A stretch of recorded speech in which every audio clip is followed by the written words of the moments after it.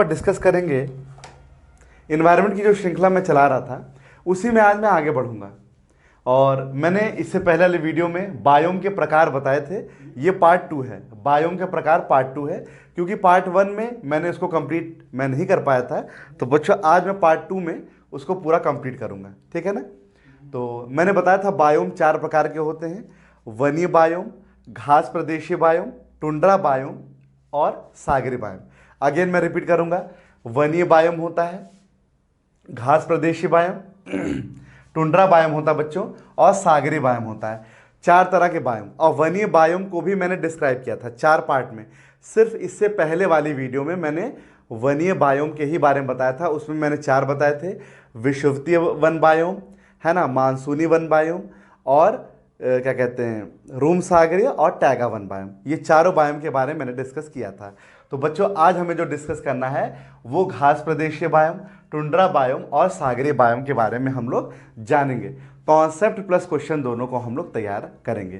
तो शुरू करते हैं हम अपना ये वीडियो। सबसे पहले मैं घास प्रदेशीय बायोम के बारे में बात करूंगा।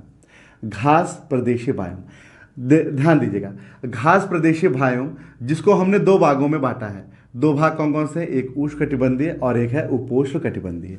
उष्ण मतलब ऐसा ये कटिबंध होता है, ऐसा रीजन होता है जहां वर्षा की सीमितता, मतलब वर्षा की जो मात्रा होती है वो कम होती है, और वर्षा की कम मात्रा के कारण वहां वृक्षों को विकास के लिए जो जलवायु मिलनी चाहिए वो नहीं मिल पाती है। परंतु जो जलवायु बच्चों मिलती है, जो जलवायु मिलती है वो वृक्ष के विकास के लिए तो सही नहीं होते हैं, पर जो छोटे छोटे घास होते हैं उनके विकास के लिए पर्याप्त हो जाते हैं। अगेन रिपीट कर रहा हूं, ध्यान दीजिएगा। उष्णकटिबंधीय क्षेत्र वह क्षेत्र होता है जहां पर वर्षा की क्या है, सीमितता है, वर्षा कम मात्रा में है, और कम मात्रा के कारण वृक्ष जो है बहुत ज़्यादा डेवलप नहीं हो पाते। पर ऐसी जो कंडीशन है वो घासों के विकास के लिए अत्यधिक महत्वपूर्ण होती है, इसलिए वहाँ पे उष्णकटिबंधीय घास के मैदान विकसित होते हैं। अब हमको यहाँ पे कोट याद रखना है, एक कोट के माध्यम से मैं आपको यहाँ पे याद कराऊंगा। लाके पार्क से उष्णकटिबंधीय घास के मैदान बच्चों कौन कौन से हैं? ये बहुत ही इंपॉर्टेंट है, ध्यान दीजिएगा, प्रश्न आता है।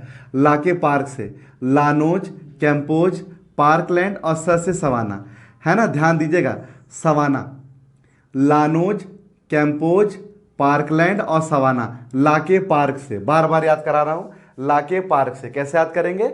लाके पार्क से। तो ला से क्या है? लानोज, के से कैंपोज, पा से पार्कलैंड और से सवाना। अब लानोज कहाँ है? वेनेजुएला में है। कैंपोज कहाँ है? ब्राजील में है। पार्कलैंड कहाँ है? अफ्रीका में है। और सवाना, ये सभी बच्चा कैसे घास के मैदान है? उष्णकटिबंधीय घास के मैदान है।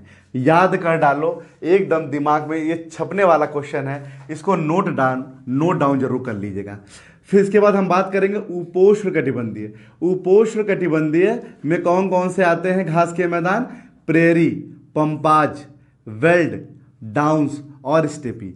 अगेन रिपीट करूंगा, प्रेरी, पंपाज, वेल्ड, डाउन्स और स्टेपी। तो प्रेरी कहाँ है? उत्तरी अमेरिका में है। पंपाज कहाँ है? अर्जेंटीना में है। वेल्ड कहाँ है? अफ्रीका में है। डाउन्स कहाँ है? ऑस्ट्रेलिया में है। और स्टेपी बच्चों कहाँ है? यूरोप में पड़ता है। तो बच्चा ये जो पार्ट हैं ये कैसे घास के मैदान है? उष्णकटिबंधीय घास के मैदान है। तो दोनों से क्वेश्चन कैसे आता है मैं यह भी आपसे यहाँ पे डिस्कस अभी करूंगा। ध्यान दीजिएगा, पहले मैं पढ़ा लूं उसके बाद मैं डिस्कस करूंगा। आपको इसमें 2 चीजें याद रखनी, एक तो लाके पार्क से जो कि उष्णकटिबंधीय घास के मैदान है, दूसरी बात ये घास के मैदान कहाँ पाए जाते हैं ये भी आपको याद रखना है, क्योंकि क्वेश्चन आपको सुमेलित करने के लिए आएगा।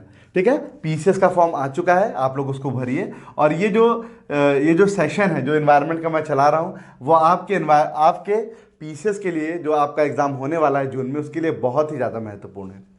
इसके लिए देखिए, हाँ ये चीज़ें हो गई। अब हम बात करेंगे टुंड्रा बायोम की। तो टुंड्रा बायोम आपको पता होगा जो एकदम, जैसे मान लीजिए अगर हम ये बनाएं तो एकदम जहाँ पे नॉर्थ पोल है उसके पास वाला जो रीजन है यानी ध्रुवीय क्षेत्र, जो ध्रुवीय क्षेत्र है वो, यानी इस बायोम का जो विस्तार है वो ध्रुवीय क्षेत्रों में पाया जाता है। मतलब जो ध्रुव जहाँ पे पोल है, ये नॉर्थ पोल है, ये साउथ पोल है, तो एकदम ध्रुव पे, एकदम पोल पर। यानी टुंड्रा बायोम की अगर स्थिति पूछेगा, पोजीशन पूछेगा, तो आप क्या कहोगे? कहोगे कि ये एक ऐसा बायोम है जिसकी एग्जैक्ट पोजीशन पोलर के पास है, मतलब पोल्स के पास है। यानी यही मैं बता रहा हूं आपको कि टुंड्रा बायोम एक ऐसे बायोम होते हैं जिनका विस्तार ध्रुवीय क्षेत्रों में पाया जाता है, जहां साल भर सूर्याताप और सूर्य के प्रकाश का अभाव पाया जाता है। भाई जाहिर बात है, दिया तले अंधेरा हो जाता है ना। तो जब सूर्याताप और सूर्य के प्रकाश का अभाव होगा बच्चा, तो वहां पर जो प्राथमिक उत्पादकता है वो निम्न हो जाएगी। तो बहुत ही इंपॉर्टेंट है, ध्यान दीजिएगा। मैंने वनीय बायोम में आपको बताया था विषुवतीय वन बायोम, है ना, और उसके बाद मानसूनी वन बायोम। तो मानसूनी हमने क्या बताया था, प्राथमिक उत्पादकता किसकी अधिक होती है? विषुवतीय वन बायोम की। ठीक उसी तरह से प्राथमिक उत्पादकता जो न्यूनतम होती है वो किसकी होती है?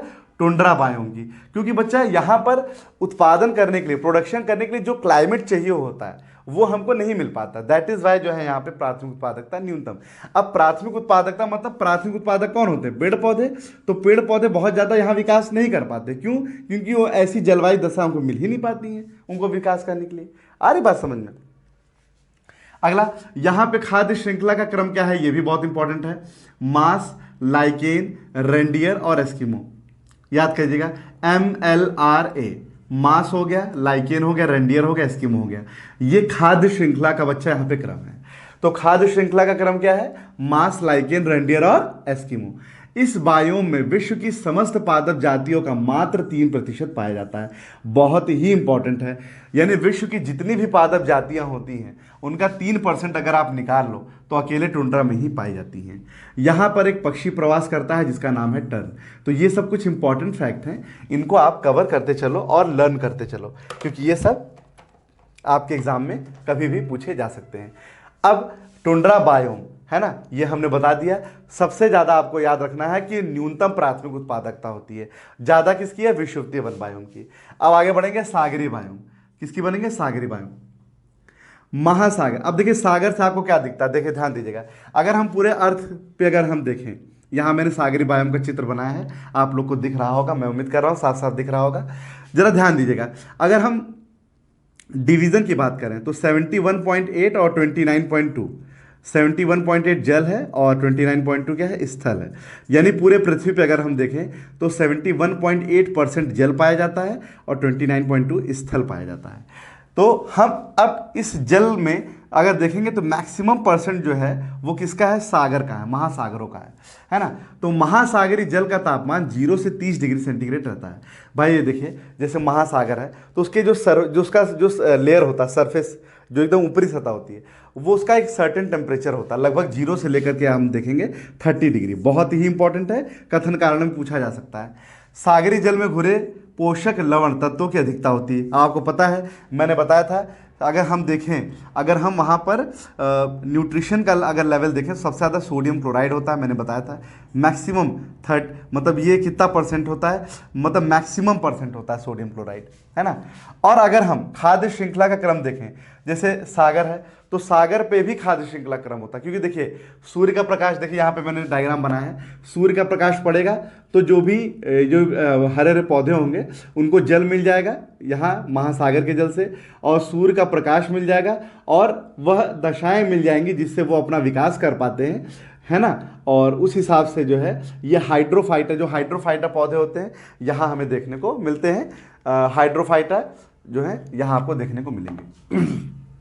इसके बाद अगर हम देखें सूर्य के प्रकाश की अगर हम बात करें तो ये समुद्र की सतह पर लगभग आप देखेंगे तो 200 मीटर तक जहाँ तक ये पड़ता है, लगभग जो हमने देखा है, जो किताबों में आपके दिया गया है, 200 मीटर तक जो है पड़ता है। तो इसका मतलब 200 मीटर तक अगर हम देखें, गहराई तक देखें तो 200 मीटर तक वहाँ पर पेड़ पौधों का अत्यधिक विकास हुआ है, क्योंकि सूर्य की किरणें मिली हैं और आवश्यक दशाएं प्राथमिक उत्पादक यानी हरे पौधों को विकास करने के लिए मिली हैं, इसीलिए। अच्छा, 200 के बाद जो है इसकी जो मात्रा है वो कम होती जाती है, और इसलिए बहुत सारे जो वो हैं मतलब जीव हैं वो अवसादों पर निर्भर करते हैं ना। तो यहाँ पे वो चीज़ें, तो ये है सागरी बायोम। अब इसमें जो होते हैं वो कौन होते हैं, यहाँ पे जो प्राथमिक उत्पादक होते हैं, बहुत इंपॉर्टेंट है बच्चा, फाइटोप्लैंक्टन होते हैं, बहुत ही इंपॉर्टेंट है। सागरीय जल की ऊपरी सतह पे जो पेड़ पौधे होते हैं वो क्या होते हैं, फाइटोप्लैंक्टन होते हैं। अच्छा, इनको खाता कौन है, जू प्लैंक्टन खाता है। कौन खाता है, जू प्लैंक्टन खाता है, जो कि प्राथमिक उपभोक्ता होता है। अब अगर हम अवसादों पे बात करें तो अवसादों पे जो खाद्य श्रृंखला का क्रम है वो PNB है। PNB याद करिएगा, प्लैंक्टन, नेक्टन और बेंथम, ये क्रम है हमारा, प्लैंक्टन, नेक्टन और बेंथम, बहुत ही इंपॉर्टेंट है। जैसे मान लीजिए सागर है तो ये तो ऊपरी सतह है ना, ये बॉटम वाला स्तर है, तो बॉटम पे कौन कौन है, प्लैंक्टन, नेक्टन और बेंथम, ये खाद्य श्रृंखला क्रम है। ऊपरी सतह पे देखेंगे तो फाइटोप्लैंक्टन है, और फाइटोप्लैंक्टन खाता है जूप्लैंक्टन। फाइटोप्लैंक्टन क्या होते हैं, प्राथमिक उत्पादक होते हैं, हरे पौधे होते हैं, उनको कौन खाता है, प्राथमिक उपभोक्ता खाता है। ठीक है, तो ये जो है आपका सागरी बायोम के अंतर्गत आता है। यहाँ पे प्लैंक्टन, नेक्टन और बेंथम है। अरे ऐसे याद कर लो, पंजाब नेशनल बैंक है ना, तो ये क्रम है अवसादों का। ठीक है, इस तरह से चीज़ें आपको करनी है। तो आज का जो हमारा टॉपिक था वो बायोम के प्रकार पार्ट 2 था। पार्ट 1 में हमने वनी बायोम डिस्कस किया था, और पार्ट 2 में हमने इसको पूरा जो है यहाँ पे चर्चा मैंने कर ली है। अब ये बायोम वाला टॉपिक यहाँ से हो जाता है कंप्लीट। यहाँ पे घास प्रदेशी वाला बहुत इंपॉर्टेंट है, तो थोड़ा सा ध्यान यहाँ पर देंगे। मिलते हैं नेक्स्ट वीडियो में, अभी के लिए इतना ही, धन्यवाद।